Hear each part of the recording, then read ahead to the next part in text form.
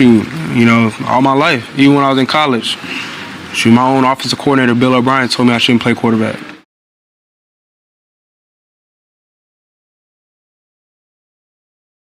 Ladies and gentlemen, boys and girls, hope all of you are enjoying some of the bowl games out there. And speaking of bowl games, we're going to be talking about some of those in today's video. And I will also be giving you my preview / prediction on the Georgia-Florida State game. I know I thought about doing a separate video for it, but there's no need to because y'all know who I'm picking in this game. So we're going to talk all about that Georgia-Florida State game, so stay tuned for that. But the main topic of today's video is no other than Jalen Milroe has just exposed the truth about Bill O'Brien and what was going down in Alabama in the past couple of years. I'm sure some of you may or may not have heard what's going on. You probably have because this has been trending everywhere on Twitter. It's blown up. And what's funny about all of this, at least to me, is Alabama fans, if you know anything about them, they do not like Bill O'Brien. And this is just another reason to not like him even more. Well, actually, now that I think about it, I don't think anybody likes Bill O'Brien. Not NFL fans, college football fans, nobody. We're going to talk all about that. It is more than safe to say we got a jam-packed video. Feels like we haven't said that in a while. And I'm excited because the playoffs are right around the corner. I hope all of you have had a great winter break. And thank you for spending it with us on this channel. Real quick, we're trying to hit 310K before the new year. And we're running out of time, but also we're super close. As you can see on your screen right here, if every single one of you that's not subscribed watching this video subscribes, we'd hit it. It is as simple as that. But all right, Matt, blah, shut the crap up. Now, without further ado, let's get into it. All right, first things first on the agenda for today, let's preview, or actually, I'm not even going to preview, and we're just going to predict some of the games. I've already given you my predictions for Arizona, Oklahoma, NC State, and Kansas State, so let's talk about the Friday games. Clemson and Kentucky, I think this one's simple. I'm taking Clemson all day long. As bad as the season was for Clemson, they're still a top 25 team, and I think they're way better than Kentucky. I don't even expect it to be that close. I think Dabo Swinney, Kay Klubnik, and that entire Clemson team, they have a point to prove. And unfortunately for Kentucky, they're going to take out some of that pain on you. And next up on Friday at 1 p.m., we got Oregon State and Notre Dame. Well, as we all know, DJ Ugbadugi, he entered the transfer portal, so I guess, yeah, Oregon State, they'll be playing with a new quarterback. I'm not too high on Oregon State. I do like their rushing attack, but I think Notre Dame, they get the job done. I'll take Notre Dame. And last but not least, before we get into the big-time Florida State and Georgia matchup, we got Memphis and Iowa State. I'll take the Cyclones in that one, but let's talk about the big-time game that everybody's looking forward to, Georgia and the Cinnamon Rolls. I have no idea what the line is for this game, but here's what I do know. Florida State has had, what is it now, 20 players opt out? I know Georgia's had quite a few players enter the portal and opt out, but it's not even close to Florida State's. I know I got it somewhere. Hold on. Let me pull it up. Okay, yeah, here it is right here. As when I'm speaking and making this video, Florida State is now down 19 players for the Orange Bowl. What about that? QB1, QB2, and QB4 will not be playing, and as we all know, that leaves good old QB3, Brock Glenn. He's going to be the starter. RB1, RB2, and RB3 and RB5 will also not be playing. Wide receiver 1, Keon Coleman, and wide receiver 2, Wilson, have opted out. And on the defensive side of the ball, they've had some notable players, but the biggest one is obviously Jared Verse. I'm not going to go through and read off this entire list. I'll leave it up on the screen. You can look at it for yourself. The point is, even heading into this game, if they didn't have any players opt out or transfer out, they were going to be a heavy underdog. But now, the fact that you got dang near 20 players that aren't going to be playing in this game, yeah, you're going to be an even bigger underdog. Nobody expects Florida State to win outside of the Florida State fan base. I don't even know what the Florida State fan base expects to win, and those are your diehard fans. As far as it goes for Georgia, yeah, they got a couple guys that transferred out, but Georgia's still Georgia. Make no mistakes about it. And I think every single one of you watching this video needs to say a quick prayer for Brock Glenn because he's going to have a rough, and I mean a very rough and long day. It is going to be living HE double hockey sticks for that young man, and I feel bad for him. And before we go any farther, I'm curious. Let me pull up the line for this game. I'm going to assume Georgia's around a, shoot, man.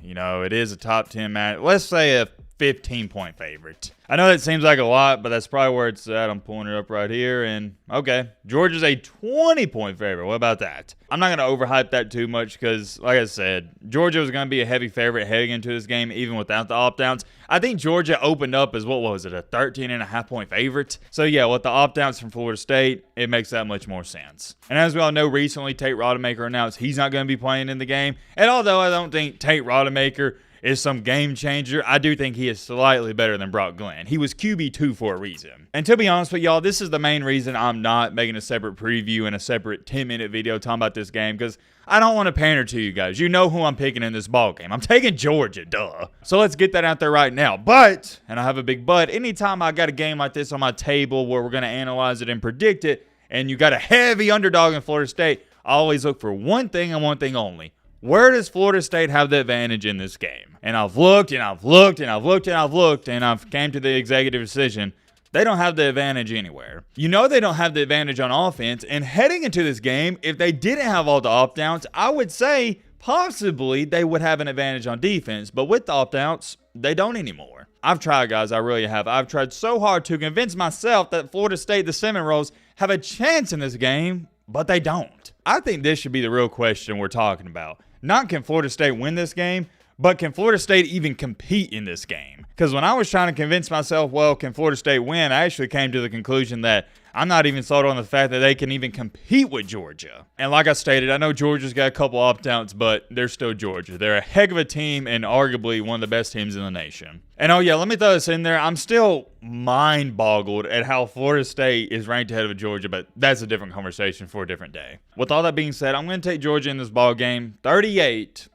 Shoot, man, I was going to say 10, but can Florida State even score 10 points? I have no idea. You know what? I'll give Florida State a couple extra points. Maybe Georgia fumbles. Maybe they get a scoop and score pick six. Something crazy happens in special teams. I'll say Georgia 38. I'll stick with that. Florida State 13. And let me know what you think is going to happen in this ball game. Let me know your score prediction. But even me, myself, saying 38-13, I think that's being generous. This game could get ugly, and I mean, it could get ugly fast. I'm talking about I wouldn't be shocked if it's something like Georgia 52-3 type of ugly. I ain't going to predict that because I think that's a little too much, but I wouldn't be shocked if that happens. We'll see what happens there, but we got to get a move on to the main topic, the main encore, main reason you clicked onto this video. What in the world is going on with Jalen Milroe and Bill O'Brien, a.k.a. Bob? Well, there's not really a way to ease into this, so I'm just going to come out and show it to you. So as we all know, Alabama, they're officially at the venue. They're at the site for the Rose Bowl, and they're doing all their pregame, or not pregame, but they're doing all the interviews leading up to the game. That's a better way to say it. And earlier today, a reporter asked Jalen Milroe about being doubted, about being criticized leading up until this moment, and here's what Milroe had to say. Matt wrote a clip. Shoot,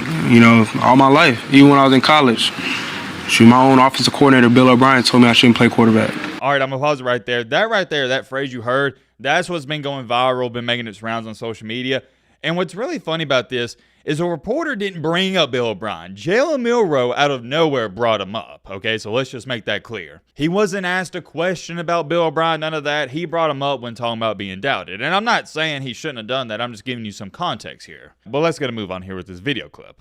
So, you know, there's a lot of things I can, you know, have motivation on, and that is something I have motivation from.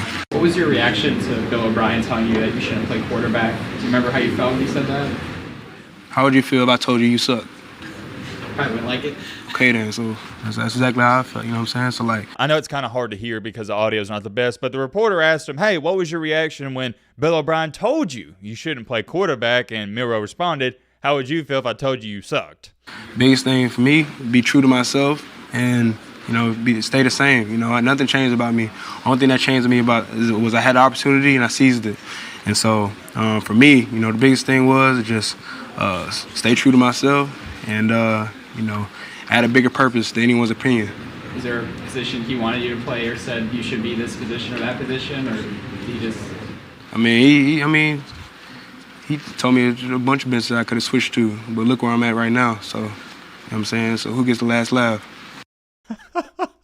You can tell the end there, Jalen Milroe, and I like this. He was being a little petty there, talking about, hey, who got the last laugh? Look where I'm at right now. Or he actually said it the other way around. But you get what I'm trying to say. And I'm going to give you my perspective on this from two sides. Because remember, there's two sides to every story. As a former athlete myself, I understand 10,000% where Milroe's coming from. And you guys, if you're watching this video and you were a former athlete or maybe you're a current athlete, you know where he's coming from. Imagine you're watching this video and you're aspiring to be the starting quarterback and your coach is like, hey, maybe you should, you know, try out tight end. Maybe you should convert to running back, wide receiver, just something like that. If you have a competitive bone in your body whatsoever, you should take that as a slap in the face. At least that's how I would take it. Jalen Milroe gave you the best analogy and example ever. That's pretty much saying, oh yeah, you suck. You need to go elsewhere. That's exactly what it is. And yeah, I would take it personal too. And obviously Jalen Milroe took this personal because number one, he still has that in the back of his mind. And number two, he brought it up today. I'm a very competitive person myself. I don't care if we're eating a sandwich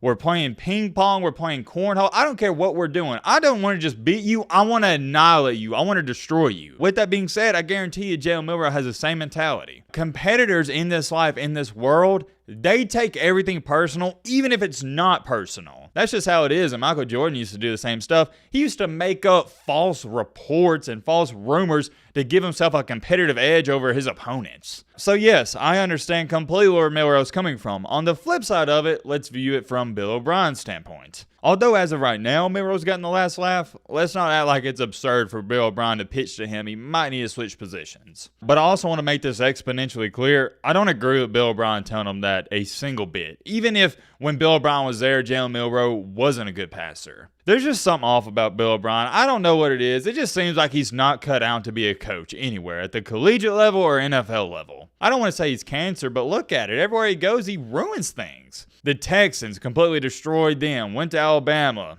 Nothing great happened there. We didn't win a championship. And then at the Patriots, you see what they're doing. And oh yeah, might as well throw this in there. Look at what he's done to Mac Jones. All in all, though, I'm glad Milroe's proved him wrong. And come on now, let's not act like everybody in the country wasn't critiquing Jalen Milroe and throwing him to the fire after that loss to Texas, including myself. After that game, he's been nothing short of great for us, but we all remember what happened after week 2. And even to this day, there's many analysts who aren't high on Jalen Milroe and they don't think he's that good of a quarterback. My point is, let's not act like Bill O'Brien is the only person who doubted Jalen Milroe. I did want to share this with y'all. I'm curious. Let me know your thoughts down below. But